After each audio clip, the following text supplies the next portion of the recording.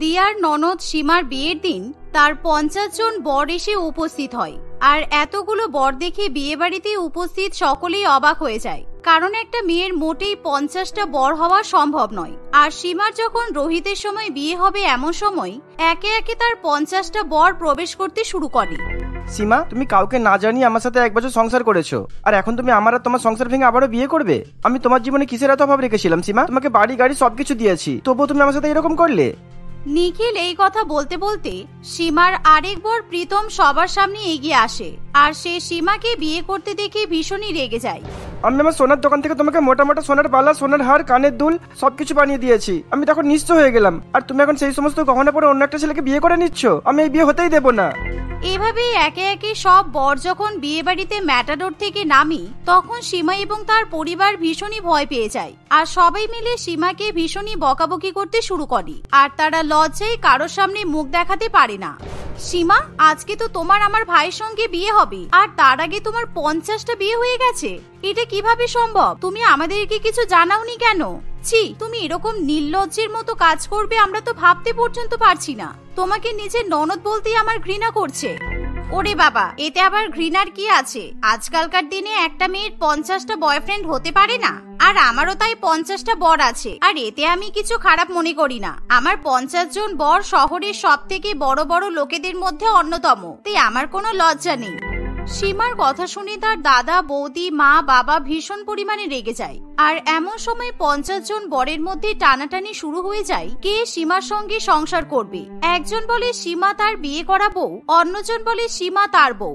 কিন্তু আসলে কোনটা সত্যি কিছুই বোঝা যায় না। আর এই সত্যিটা জানতে হলে বেশ কিছুদিন আগের ঘটনা জানতে হবে।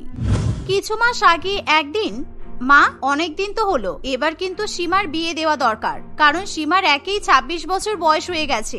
এরপর যদি ভালো সম্বন্ধ দেখে ওর বিয়ে না দেওয়া যায়, তাহলে কিন্তু বয়স বেড়ে গেলে আর বিয়ে হবে না। হ্যাঁ বৌমা, তুমি ঠিকই বলেছ, কিন্তু এখনকার দিনে ভালো সরকারি চাকরি করা পাত্র কোথায় পাবো বলো তো? তোমার সন্ধানে এরকম কোনো পাত্র আছে নাকি? হ্যাঁ, থাকবে না কেন? এই তো আমার ভাই সবেমাত্র সেন্ট্রাল গভর্নমেন্টে চাকরি পেয়েছে, আর ওর সাথে সীমাকে কিন্তু খুব ভালো মানাবে। আপনি যদি বলেন, আমার মা আর ভাইয়ের সঙ্গে আমি কথা বলতে পারি। এমন কথা শুনে রানী খুবই খুশি হয়, তাই সে কোনো রকম আপত্তি করে না। আর রানী দেবী সীমাকে কিছু জিজ্ঞাসা না করেই তার সঙ্গে দিয়ার ভাই রোহিতের বিয়ে ঠিক করে। আর এই বিষয়ে যখন সীমা জানতে পারে, তখন সে তার মায়ের উপর একেবারে রেগে বোম হয়ে ওঠে। মা, তোমার মাথা কি খারাপ হয়ে গেছে? আমি এখনো নিজের লাইফ এনজয় করতে পারলাম না, আর তুমি এখনই আমাকে বিয়ে দেবে, তাও আবার একটা সরকারি চাকরিওয়ালা কাকুর সঙ্গে? তুমি বৌদির ভাইকে একবার দেখেছো? পুরো মাথা ভর্তি টাক, আর তার উপর দেখতেও খারাপ। আমি ওরকম একটা ছেলেকে বিয়ে করতে পারবো না। এরকম কথা বলিস না, সব সময় রূপ দিয়ে বিচার হয় না, কারণ ছেলেটা অনেক ভালো চাকরি করে আর তোকে খুব ভালো রাখবে, তাই তোকে কিন্তু রোহিতকেই বিয়ে করতে হবে। আর সীমা, তোমাকে কে বলেছে আমার ভাইটা? ওর মাথায় একটু চুল কম আছে, এই যা। তাই বলে তুমি আমার ভাইকে এরকম ভাবে অপমান করতে পারো না। আর মা একদম ঠিক কথাই বলেছে, আমার ভাই যথেষ্ট ভালো ছেলে, তাই তোমার সঙ্গে আমার ভাইয়ের বিয়ে হবেই। সবাই মিলে এভাবে রোহিতকে বিয়ে করার জন্য জোর করতে শুরু করলে সীমা ভীষণ বিপদে পড়ে। আর দেখতে দেখতে কিছুদিনের মধ্যেই সীমার বিয়ের সমস্ত আয়োজন শুরু হয়ে যায়। আর এমন সময় সীমার ফোনে একটা ফোন আসে, আর তখন দিয়া সেই ফোনটা ধরে ফেলে। কি ব্যাপার ডার্লিং, তুমি যে বললে একটু পরে বাড়িতে চলে আসবে, কিন্তু এখন আসছো না কেন? আমি তোমার জন্য তো গাড়ি কিনতে যাবো নাকি? আর তুমি না এলে তো এখন গাড়ি কেনা সম্ভব নয়। এই, কে বলছেন? আমার ননদকে ফোন করে ডার্লিং বলা? কে আপনি? দিয়া এই বলে ঝাঁঝিয়ে উঠলে নিখিল খুবই ভয় পেয়ে যায়, আর তখনই সে ফোন কেটে দেয়। এমন সময় সীমা ঘরে আসে, আর দিয়া যখন তাকে এই কথা বলে তখন, আরে বৌদি, তোমার কোথাও ভুল হয়েছে, হয়তো রং নাম্বারে ফোন এসেছে, তুমি অত মাথা ঘামিও না।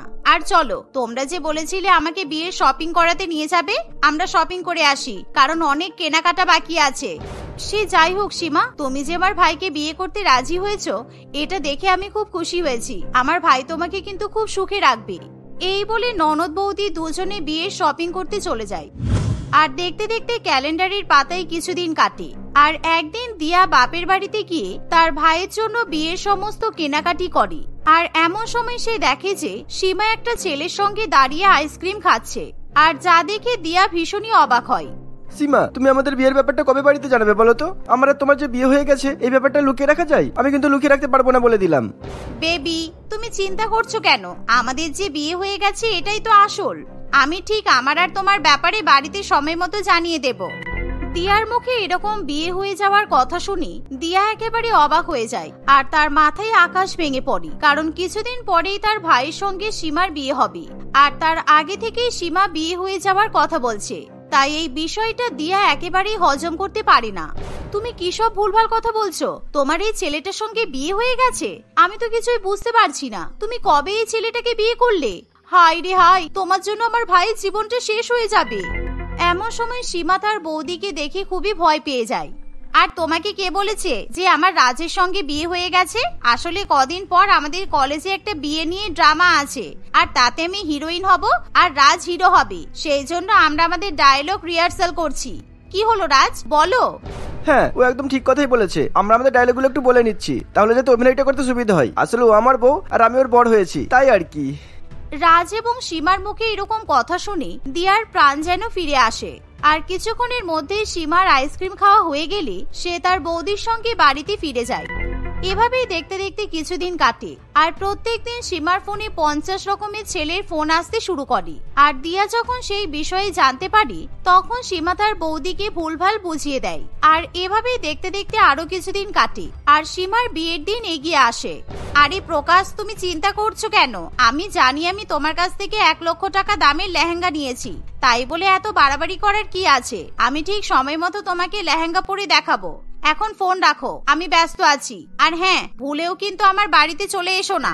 ফোন রাখতে না রাখতে সীমার আরেক বর তাকে ফোন করতে শুরু করে আর সে তাকে আবার এরকম ভাবে ভুলভাল বুঝিয়ে দেয়। আরে বিমল, আমি তো তোমাকে বললাম আমি এখন কিছুদিন বাপের বাড়িতে থাকবো, তারপর ফ্ল্যাটে ফিরে যাব। তুমি আমার জন্য অপেক্ষা করো না। আর হ্যাঁ, তুমি আমাদের হানিমুনের জন্য থাইল্যান্ডের টিকিট বুক করে রেখো। এভাবে সীমা বিয়ের দিন ঘরে সেজে গুজে তার 50টা বরের সঙ্গে ফোনে কথা বলে। আর তখনই রোহিত সীমার সব কথা শুনে নেয়। আর রোহিত কিছু বুঝতে না পেরে নিজের টাক মাথা চুলকাতে শুরু করে দেয়। আর কিছুক্ষণের মধ্যেই সে কাঁদতে কাঁদতে তার দিদির কাছে যায়।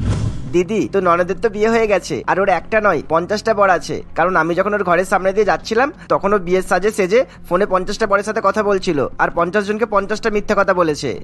আরে না রে ভাই, ওসব কিছু নয়। আসলে আমার ননদের কিছুদিন পর কলেজে একটা ড্রামার অনুষ্ঠান আছে, তাই ও ডায়লগ প্র্যাকটিস করছে। তুই শুধু শুধু আমার ননদকে ভুল ভাবছিস। ওর মতো একটা সোনার টুকরো মেয়ে হয় না। দিয়ার কথা শুনে রোহিত একেবারে চুপ করে যায়।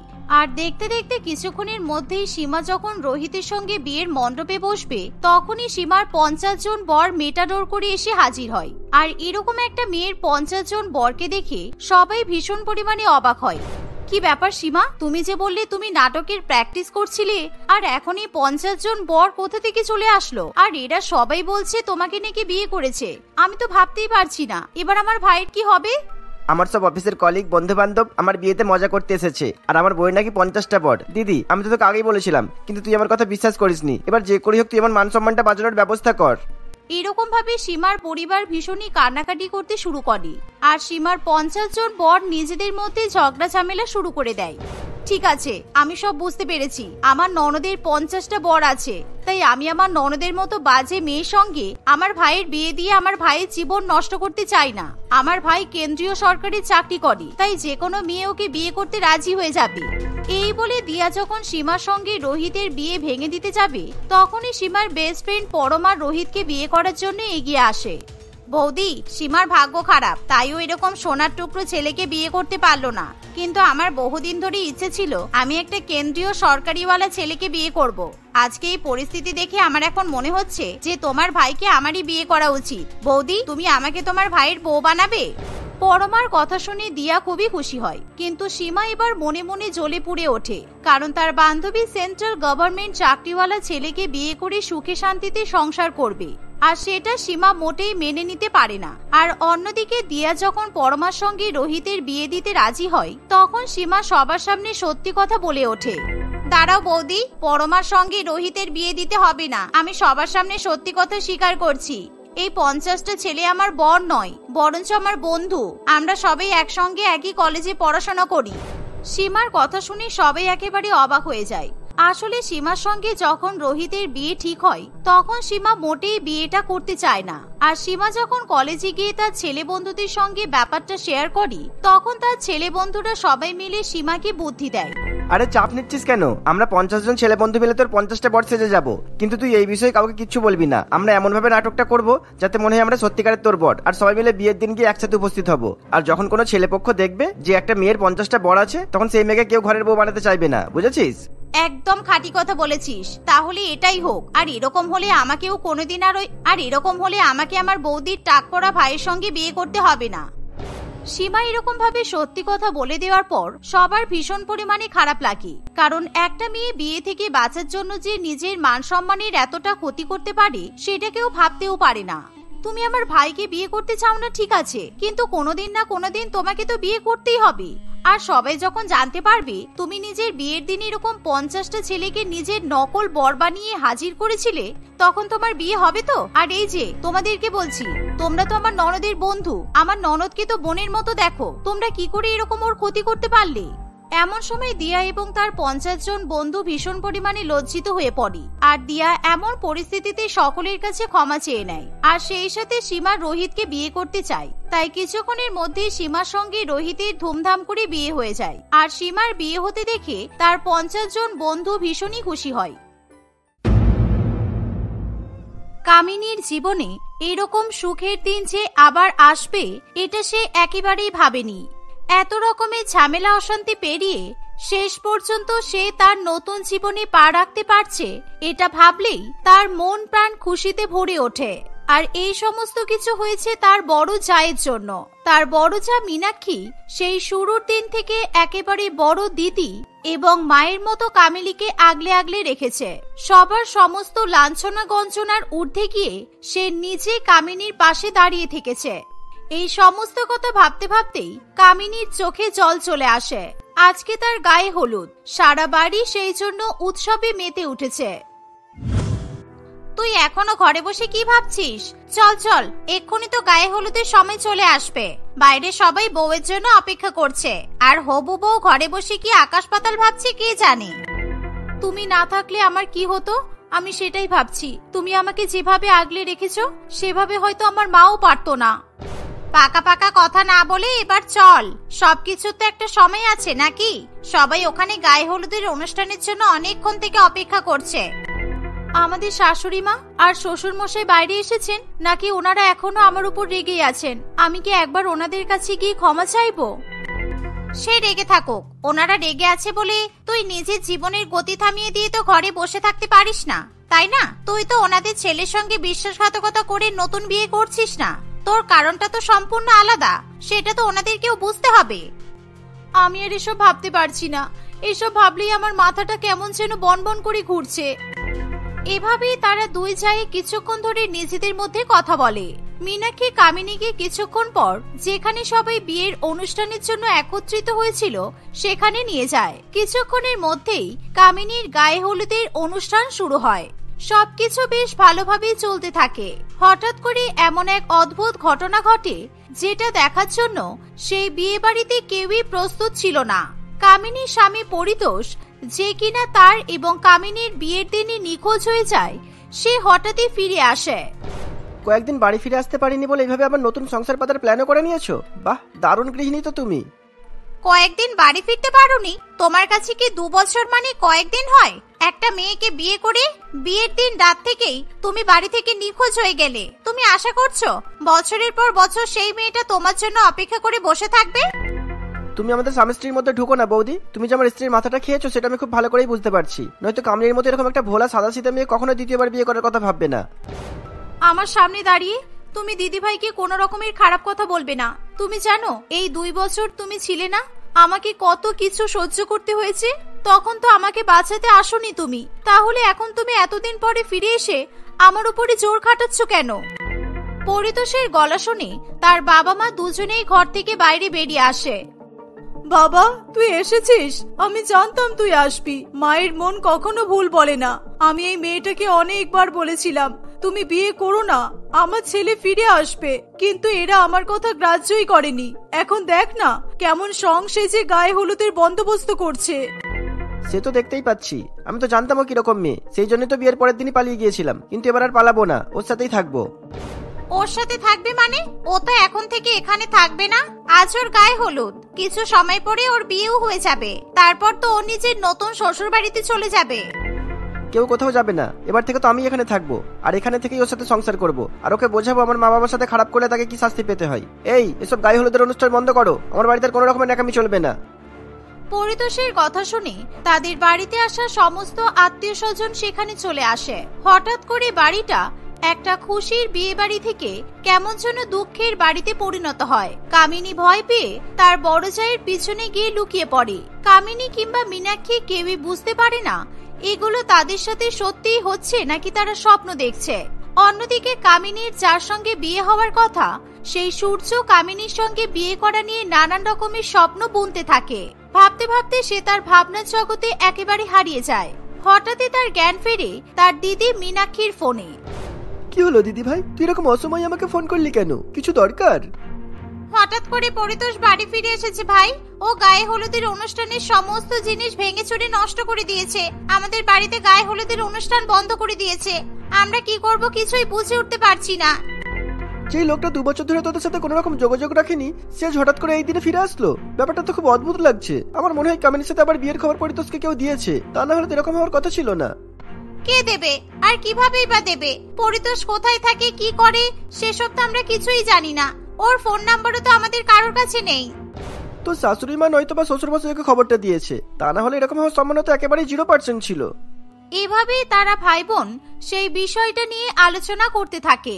আজ থেকে প্রায় 2 বছর আগের কথা, যখন পরিতোষের সঙ্গে কামিনীর বিয়ে ঠিক হয়।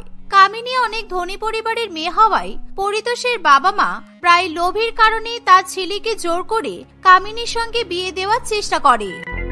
তুই আমাদের কথাটা একটু বোঝার চেষ্টা কর। ওই মেয়েটাকে বিয়ে করলে তুই যে পরিমাণ অর্থ পাবি, তা দিয়ে আমাদের 7 পুরুষ আমরা বসে খেতে পারবো। শুধু অর্থ পেলেই হয়ে যাবে? আমি যে শান্তি পাবো না সেটা কি তোমরা একবারও ভাবছো না? চিনি না জানি না কোথা থেকে একটা মেয়েকে তুলে এনে তার সাথে তোমরা আমার বিয়ে ঠিক করে দিলে। আমি সোনালীকে ভালোবাসি, ওকেই বিয়ে করব। সোনালীর কাছে কি আছে রে? না আছে একটা গাড়ি, না আছে একটা বাড়ি। এরকম একটা মেয়ের জন্য তুই আমাদের সবার ভবিষ্যৎ জলাঞ্জলি দিবি? তোমাদের পছন্দ মতো মেয়ের সাথে যে বিয়ে করলে আমার সুখ শান্তি আর গোটা জীবনটা যে জলে চলে যাবে, সেটা একবারও ভাবছো না তো তোমরা? বিয়ে তো তোকে কামিনীকেই করতে হবে, আর বিয়ের সময় অনেক টাকার গহনা যৌতুক নিতে হবে। সমস্ত টাকার গহনা আমাদের হাতে চলে আসার পর তুই তোর বউয়ের সাথে সংসার করবি নাকি বাড়ি থেকে চলে গিয়ে অন্য মেয়ের সাথে সংসার করবি, সেটা নিয়ে আমরা আর মাথা ঘামাবো না। পরিতোষ একজন প্রাপ্তবয়স্ক মানুষ। সে তার মায়ের কথার ঘোর প্যাচ ভালো মতোই বুঝতে পেরে যায়। দেখতে দেখতে পরিতোষ এবং কামিনীর বিয়ের দিন এগিয়ে আসে। তাদের বিয়ে নিয়ে কামিনী যতটা উচ্ছ্বসিত ছিল, পরিতোষের মধ্যে সেই উচ্ছ্বাসের এক অংশও দেখা যায় না। এই ঘটনা পরিতোষের বৌদি মীনাক্ষীর বড্ড অবাক লাগে। সে পরিতোষের এমন ব্যবহারের কারণ পরিতোষকে জিজ্ঞাসা করবে ভাবলেও বিয়ের কাজের মধ্যে সে এসব প্রশ্ন আর করতে পারে না। কিছুক্ষণের মধ্যে শুভক্ষণ থেকে পরিতোষ এবং কামিনীর বিয়ে হয়। কামিনী শ্বশুর বাড়িতে চলে আসে। তুই এখানে তোর বাবা মাকে ছেড়ে এসেছিস বলে একদম ভয় পাবি না, ঠিক আছে? এখানে তোর সাথে আমি আছি আর সব সময় থাকবো, একদম চিন্তা করবি না তুই। তুমি আমাকে সব শিখিয়ে পড়িয়ে নিও। আসলে আমি তো বাপের বাড়িতে কোনোদিনও কোনো কাজ করিনি, তাই এখানে একটু অসুবিধা হলেও হতে পারে। মীনাক্ষী এবং কামিনী কথা বলছে এমন সময় হঠাৎ করে পারুল দেবী কামিনীর ঘরে চলে আসে। এই মুখপুরি মেয়ে, আমার ছেলেকে কোথায় রেখেছিস বল? বিয়ে করে বউ বাড়িতে নিয়ে আসার পরেই আমার ছেলেটা কোথায় হারিয়ে গেল কিছুই তো বুঝতে পারছি না। এসব আপনি কি বলছেন মা? হারিয়ে গেল মানে? এত বড় ছেলে হারিয়ে কোথায় যাবে? তোমার সোহাগী বোনকে জিজ্ঞাসা করো, ও আমার ছেলেকে কোথায় লুকিয়ে রেখেছে। বাড়িতে আসতে না আসতেই আমার ছেলেটাকে ঘর ছাড়া করে দিল। কি অপয়া মেয়ে রে বাবা। আমি কিছুই করিনি মা, আমি তো নিজেই বাড়িতে আসার পর থেকে ওকে একবারও দেখতে পেলাম না। আপনি শুধু শুধু আমাকে এতগুলো কথা শোনাচ্ছেন। এভাবেই তাদের শাশুড়ি বৌমার মধ্যে নানান রকম কথা কাটাকাটি চলতেই থাকে। সেদিন পরিতোষকে অনেক খুঁজলেও কোথাও তার কোনো ঠিকানা পাওয়া যায় না।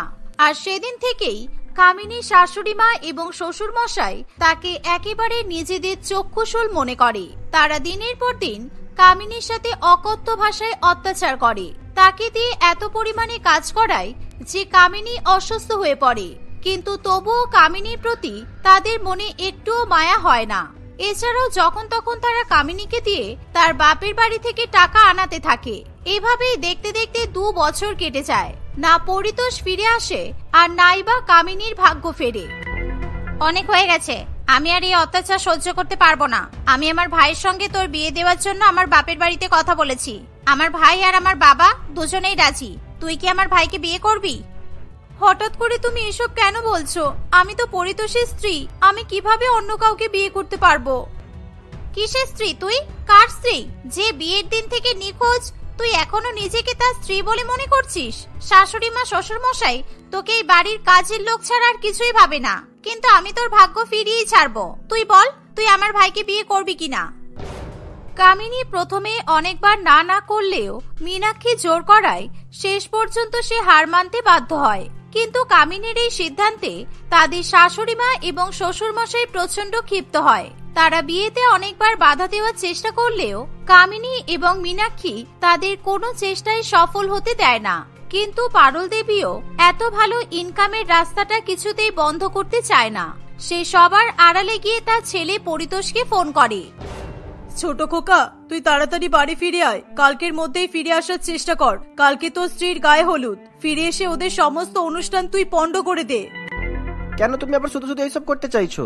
একবার তোমার কথা শুনে সারা জীবনের মতো আমি নিজের বাড়ি থেকে আলাদা হয়ে বসে আছি, আবার তুমি কেন আমাকে সব করতে বলছো? কামিনী যদি এই বাড়ি থেকে বিয়ে করে চলে যায় তাহলে আমাদের ইনকামের পথটা বন্ধ হয়ে যাবে। এটা তুই বুঝতে পারছিস না? ওকে ভয় দেখিয়ে আমরা যখন তখন যত ইচ্ছা টাকা আনতে পারি, সেগুলো কি আর পাবো? তোকেও যে মাস গেলে 20,000 টাকা করে হাত খরচ পাঠায়, সেটাও কিন্তু বন্ধ হয়ে যাবে। এই কথা শুনে পরিতোষ পরের দিনই বাড়ি ফেরার সিদ্ধান্ত নেয়। বাড়ি ফিরে আসার পরেই সে কামিনীর গায়ে হলুদের অনুষ্ঠান একেবারে পণ্ড করে দেয়। সে সবাইকে জানিয়ে দেয় এরপর থেকে সে কামিনীর সঙ্গে এই বাড়িতে সংসার করবে। এই কথাতে কামিনী এবং মীনাক্ষী খুবই ভয় পেয়ে যায়। মীনাক্ষী সঙ্গে সঙ্গে তার ভাই সূর্যকে ফোন করে সমস্ত কথা বলে। সূর্য পুলিশ ইন্সপেক্টর ছিল। কয়েক ঘন্টার মধ্যেই সে তার পুলিশ ফোর্স নিয়ে কামিনীদের বাড়িতে চলে আসে। সূর্যর সাথে আরো বাকি পুলিশদেরকে দেখে পরিতোষ এবং তার বাবা মা খুব ভয় পেয়ে যায়। ভয় পেয়ে পরিতোষ নিজেই একের পর এক সব সত্যি কথা বলে দেয়। আমি তো কিছুই করিনি। আমাকে এখানে ধরতে আসলে আমি কিন্তু ছেড়ে কথা বলবো না। আমার কোনো দোষ নেই। আমাকে যেটা বলা হয়েছিল আমি সেটাই করেছি। কে আপনাকে কি করতে বলেছিল? আপনার যখন কোনো দোষ নেই তাহলে আপনি বলে দিন আসল দোষটা আসলে কার।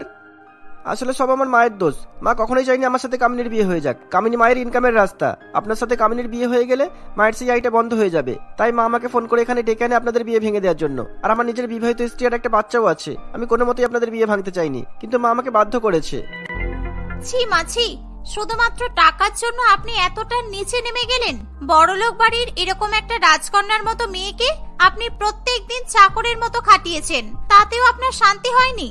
এখনো আপনি ওকে এই বাড়ির চাকরানি বানিয়ে রেখে ওর পুরো ভবিষ্যৎটা নষ্ট করে দিতে চাইছেন? পারুল দেবী আর কোনো কথার উত্তর দিতে পারে না।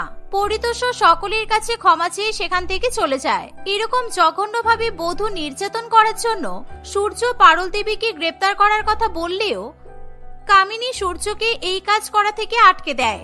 পারুল দেবী নিজের ভুল বুঝতে পেরে সকলের কাছে ক্ষমা চায়। কয়েক ঘন্টার মধ্যেই সূর্য এবং কামিনীর শুভ বিবাহ সম্পন্ন হয়। কামিনী হাসি খুশি তার নতুন শ্বশুর বাড়িতে নতুন জীবনের দিকে রওনা দেয়।